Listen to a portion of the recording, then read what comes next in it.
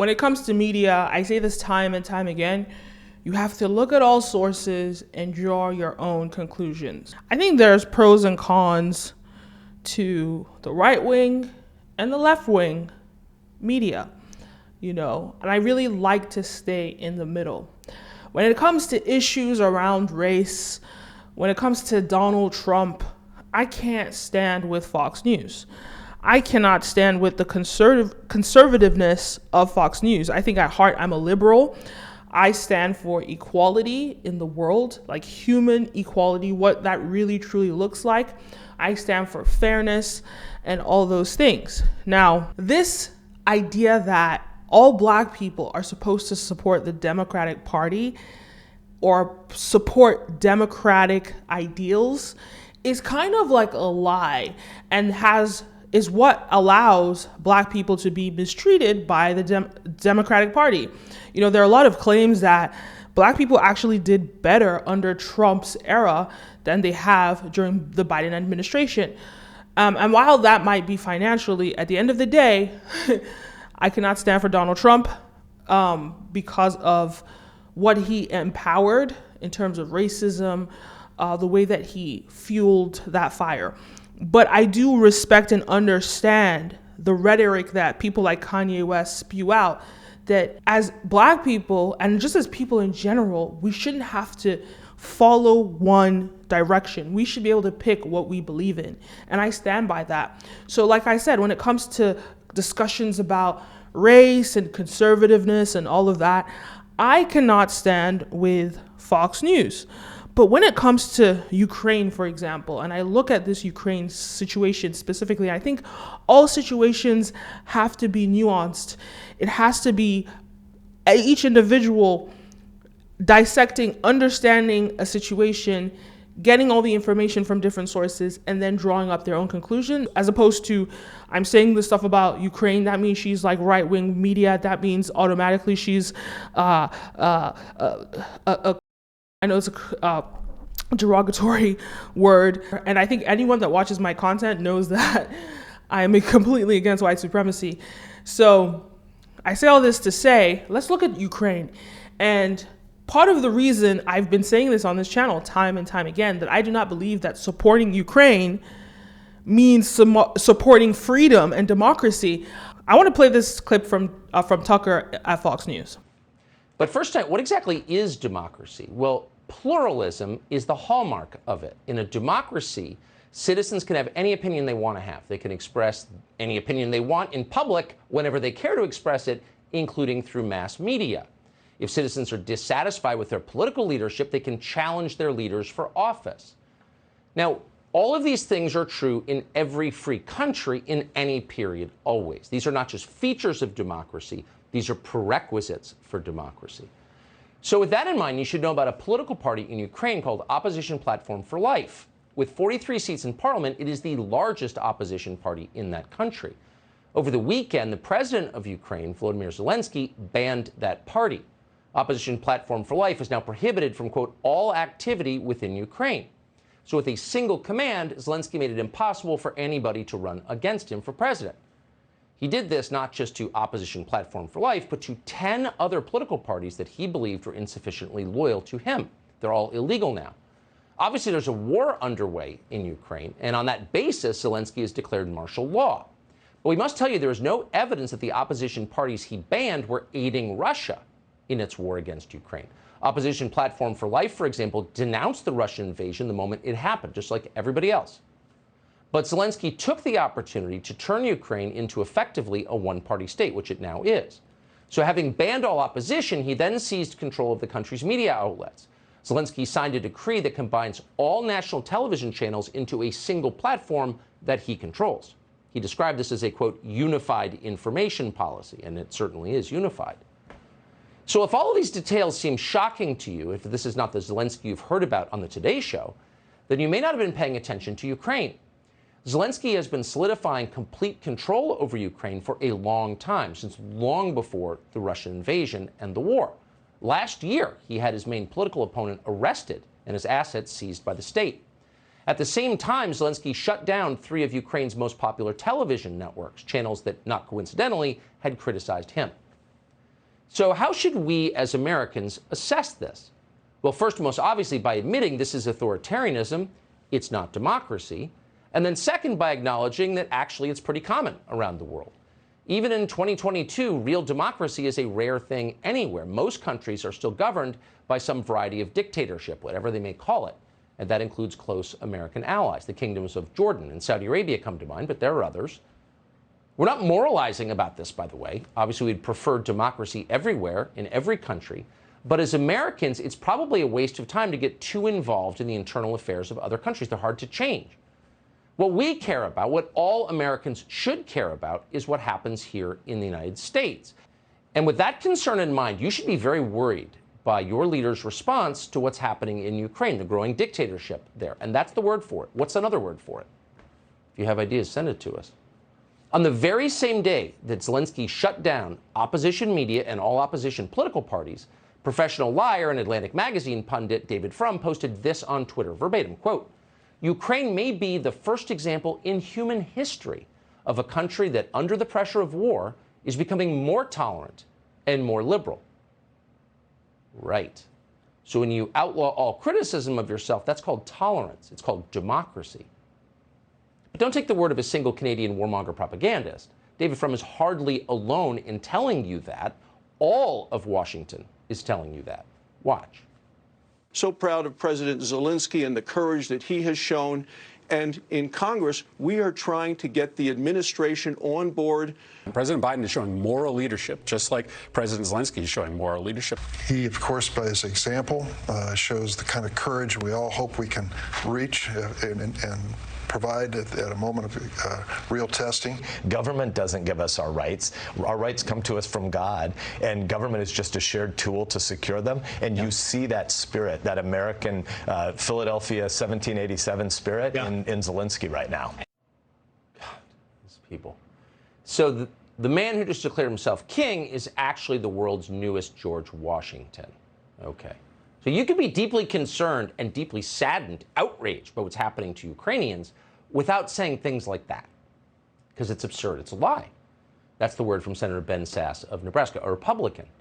And again, on one level, you can understand why people are whipped into an emotional frenzy when they talk about Ukraine. Why wouldn't they be? Russia's invasion of Ukraine was shocking. It was wrong. The suffering of civilians there is entirely real. We're watching it on TV. It's horrifying. So it's entirely natural to root for the Ukrainians to expel the invaders, and obviously we are rooting for them to expel the invaders, Russia. But just because what Russia has done in Ukraine was wrong doesn't mean you have to lie about the Ukrainian government. In fact, if you really cared about the Ukrainian people and all the people you just saw on TV, we care so much, you wouldn't want them to live under a dictator. So you'd be highly upset about what Zelensky just did. But our leaders are not upset in the slightest. They're cheering it on, even when they know better. So some of them are just too dumb to know, but some of them do know. Michael McFaul, for example, he's Barack Obama's ambassador to Russia. Unlike shallow gas bags like Dick Durbin or Ben Sasse, McFaul actually understands Eastern Europe. He has lived there. He knows exactly who Zelensky is and exactly what he's doing. So here's his assessment of the Ukrainian government, not the people, the government, as of this afternoon. Quote, "If Zelensky remains in power, Ukrainian democracy is preserved." That guy teaches at Stanford. But that's not true. So again, Ukraine was invaded by its neighbors, and we oppose that. We should oppose that. But that doesn't mean Ukraine is a democracy. It's not. And we shouldn't tell Americans it is, because that's a lie. We should tell the truth. But virtually no one is telling the truth. Everyone is lying. So why? Why is everyone lying? Why not just say, look, it's outrageous that Russia did this, and we like Ukraine better. We're going to support Ukraine. Fine. Why go the extra step to tell us that Ukraine is a model democracy when it's not at all? Why are they doing that? But in the meantime, a war is being waged in America's name with our money, so it's fair to ask how the side we are backing is doing. Clearly, there are an awful lot of heroic Ukrainian citizens. We see them all the time on television. We applaud them. We admire them. But how's the government doing? How is it behaving? Again, we have a right to know, even if state-controlled media in Ukraine won't report it, even if our sort of state-controlled media here downplays it, dismisses it. Now, here's the thing about the clip. Here's the thing. How are you going to tell me that Ukraine is a democracy when it clearly isn't? And therefore, now America has to fund this war? It's kind of crazy to me. This is not liberal people. These are not liberal people. These are not, free people. And look, at the end of the day, I think around the world, I am against the killings of innocent civilians, whether they're from Syria, whether they're from Ukraine. I am against the killing of innocent people. So I do not support what Putin is doing in Ukraine, but I also don't support what the U.S. was doing in Afghanistan or what the U.S. was doing in Iraq, right? So I want to really point out that the U.S. is not innocent of this. But more specifically, when we are looking at Ukraine, this idea that all the West is fighting for freedom by supporting Ukraine when Ukraine is not even a true democracy. And I see this time and time again. So many countries use the flagship or the umbrella of democracy. But when you look inside the dealings of those countries, it's highly corrupt and it's not a true democracy. And I've seen that in Nigeria. Nigerians use the term democracy to get the West on our side and to give us aid. But what really happens is there's corruption in the election, there's rigging, and so on and so forth. And I see this also, what are claims about Ukraine. During their elections, there's rigging, there's corruption, all sorts. So Ukraine is not a true democracy. So what is the true reason why the West is supporting Ukraine? It's not about freedom. It's not about democracy. It's a lie. That is a lie that they're just telling us. They're just doing it. They're supporting Ukraine because of their distaste for Russia. And I don't know that it's autocracies versus democracies. I mean, I know some people do really truly believe that, but I don't think that's what is at play here, because Zelensky is pretty much running an autocracy, and that's what he's trying to do. Or a dictatorship, you could interchange them. But why is the West so invested in Ukraine? I think they want to corner Russia. NATO wants to corner Russia, and that's really what I think it is. And why is NATO so against Russia? Maybe it's just the history. It's the history of tension between the two forces. I think that's what it's about. I don't think it's about supporting and saving freedom and supporting and saving democracy. That's a lie. And I also don't agree with Tucker when he said America is the only true democracy in the world, or is the only true free country in the world. I think that's a lie. But I do think that in some degrees, America does stand for freedom. So I just think that it's important when we're watching the news, we have to acknowledge your beliefs are always going to be nuanced. And it's up to you to assess and understand what everybody is saying and draw up your own conclusion. So I do not believe 100% what I see on Fox News, but it's the same when I'm watching CNN. It's the same when I'm watching ABC News. I don't believe 100% of what I'm being told, but I use it as a supporting factor. What I don't like is the way that the media and the left is trying to position every single thing that Fox News says as an attachment to conservativeness, an attachment to what the Republican Party represents. That's sort of like white supremacy, conservative, non-liberal, or whatever. So anything that Fox News says, if you agree with Fox News, that means all of a sudden, you are some conservative, racist individual. And that bigotry from the left, it's for me talking as a liberal, that is problematic. And that's how they weaponize our minds. They weaponize information with bigotry. That's my issue with the left. I am a liberal, but I like to call myself structurally liberal. Structurally liberal. What does that mean? I want to see a progression of humanity. I want to see equality on all fronts, right? I want fairness in this world. So I don't stand for the left. I don't stand for the right. I'm right in the middle, right? And I see the pros and cons from both sides. And I could go on a complete total rant about the offensiveness that I see in the right wing when it comes to racism, inequality, and how they just, I love it. One thing that annoys me, I'll give you an example, is they always want to bring somebody within certain groups that are marginalized. They want to bring, I would call them like a token, right? And this token is there to represent the right wing's perspective. So like, for example, I saw Caitlyn Jenner on, he was on Fox, and he was talking about the transgender athlete that won, the swimming race. I mean, that's a whole other conversation on its own, but he was against it, which is not typical for a trans person.